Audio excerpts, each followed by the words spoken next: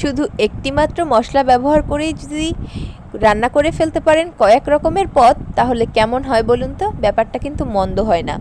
আমরা আজকে এমন একটি মশলা তৈরি করব যেটার সাহায্যে আপনারা তৈরি করে ফেলতে পারবেন গরুর কালা ভুনা, খাসির মাংস ভুনা, গরুর লাল ভুনা এবং মুরগির মাংস, সাথে তৈরি করতে পারবেন কাচ্চি বিরিয়ানি কিংবা তেহেরি।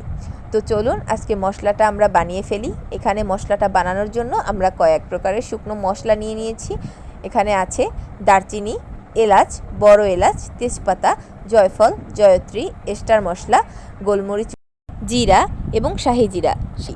তো এবার আমরা এটাকে একটু টেলে নেব। এটা টেলে নেওয়া হয়ে গেলে আমরা এটাকে একটু ঠান্ডা করে নেব উঠিয়ে রেখে।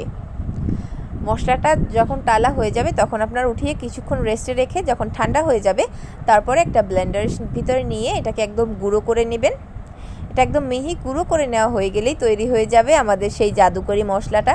এই মশলাটা আপনারা যে কোনো রান্নায় ব্যবহার করলে এই রান্নার স্বাদটা কিন্তু দ্বিগুণ বেড়ে যাবে। আপনারা এটা খিচুড়িতেও ইউজ করতে পারেন কিংবা নর্মাল ঘরের রেগুলার রান্নাতেও ইউজ করতে পারেন।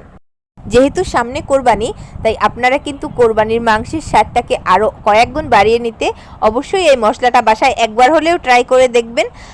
একবার ট্রাই করলেই কিন্তু আপনারা বাজার থেকে আর কোনো প্যাকেটের কোনো মশলা কেনার প্রয়োজন নেই। আমাদের কণিকার কারবারে পাশেই থাকবেন। আমাদের পেজটিকে ফলো করবেন। ধন্যবাদ সবাইকে।